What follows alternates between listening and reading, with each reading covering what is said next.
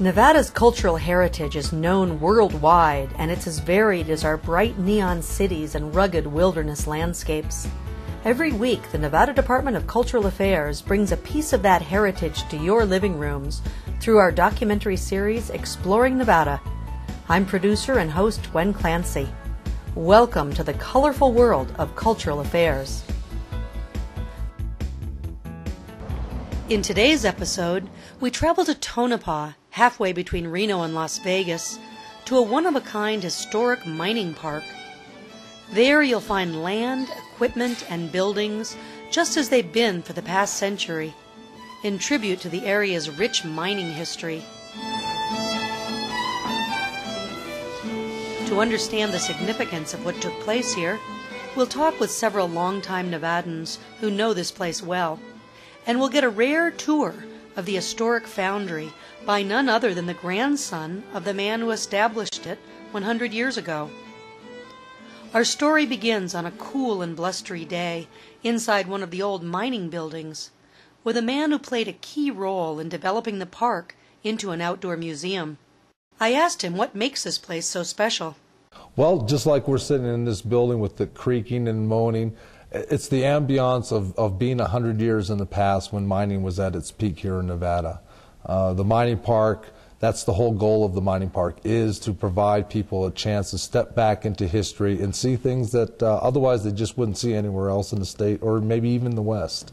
There's a lot of things that are lying around on the banks. Well, the thing is that we could clean up the grounds and make it pristine, but the whole idea is that a lot of what's here has been dumped by miners many years ago. And so that we want to keep that look of how it was 100 years ago when this was an active operation. And by having our walking tour, people can basically walk for over a mile throughout we have 110 acres here, and they can walk through pretty much everything and see the way things were. You use the term arrested decay. Yes. There's a big difference between arrested decay and actual restoration. We're doing arrested decay because, again, it goes back to the ambience. We want people to be able to enjoy the sensation of stepping back into history.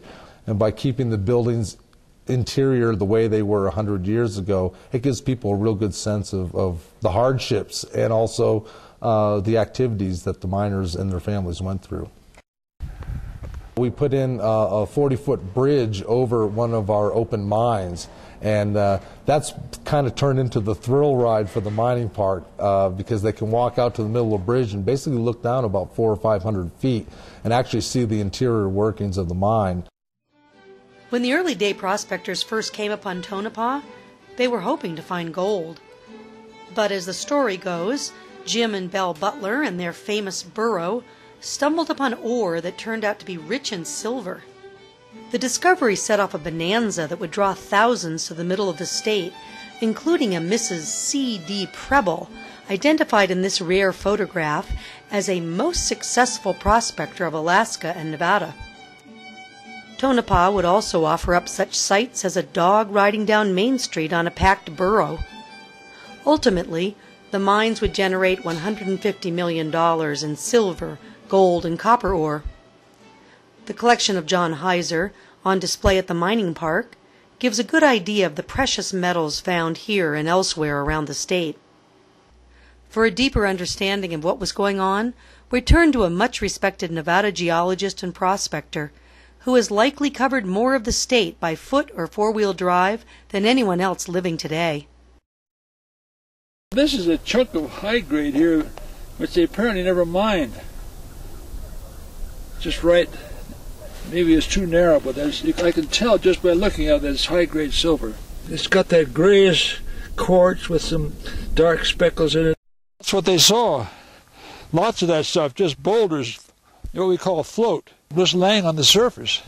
Right. And it should have been all over here because there's so many of these veins. And of course the material would spread away from the veins to a certain extent, so they would have been float all over the place here. John, do you think that there's gold in there, or silver? Silver, yeah, yes, I'm almost sure there is, just looking at it. Would it be worth anybody's time to want to dig it out?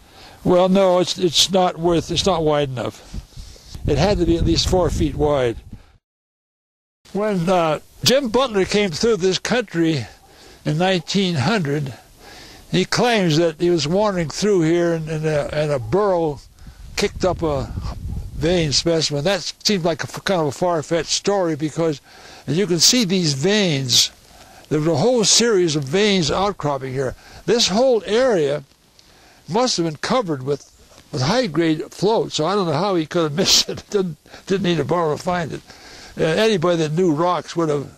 There's a miracle this was not discovered early because just below us here there's kind of a natural path through the mountains.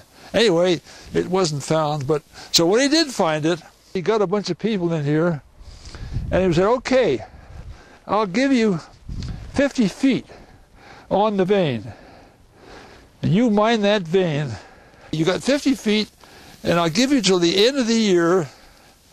You can take out as much as you want. And you have to pay me a royalty, of course. So you can imagine these guys came here, they just started digging around the surface and how they must have worked feverishly night and day to get out. And of course they mined this tremendously high-grade ore and they put it in sacks and in wagons and hauled it all the way by wagon load, all the way to the railroad, which at that time was 40 miles from here, on big wagons and all that high-grade ore. A lot of this ore was running about $200 a ton at that time, and those fellows made a lot of money. Then after that, the company took over, and of course then it was mined differently. They sunk shafts and came underneath and started mining the ore. But they, at the start, they just started right on the surface and just started digging, going right down the veins. You're seeing one vein here, which is the Mizpah vein. That's the most famous. It had the biggest production, but this is one of, there's the Burrow and the Lone Star, and there's about 10 veins in here, all outcropping. This is the Burrow vein. This is another vein that was productive, but not quite as productive as the Mizpah, but a very good vein. These are all of these veins are a very high-grade ore at the surface, very high-grade.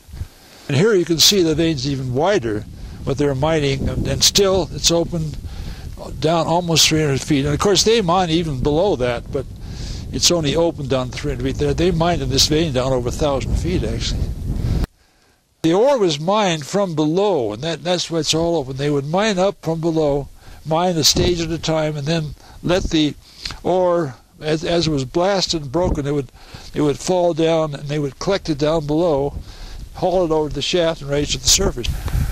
Yeah, this is the silver top shaft up here, which is one of the better producers. Those cars would go right in the cage, you see, and they'd lower them down and fill them up with ore, then they'd haul them back up and then push the cars out along the track and dump them in the bin. Sometimes they may have been mining for more than one different property. So that's what these are. You've got several bins here. And this is the one here, of course, that goes into the railroad car. And they would put the waste out on these big piles out here, you can see. And then the ore would go down in the railroad cars, gondolas, and would be hauled down to millers, which is where the milling operation took place. Once underground mining was in full production, an army of equipment was developed to lift the precious metallic ore out of the ground. Years ago, there was one guy in town, and he was on the payroll for cable splicing, and mainly for this type of cable, and they paid him whether he did anything or not, just so he'd be in town and splice it. Weave it, right? Had to weave it. It's almost like you'd weave cloth. That's the way they repaired it. Mm-hmm. Kind of had a long knife thing with a T-handle on it and stick it through. And That was a specialized skill then. yeah.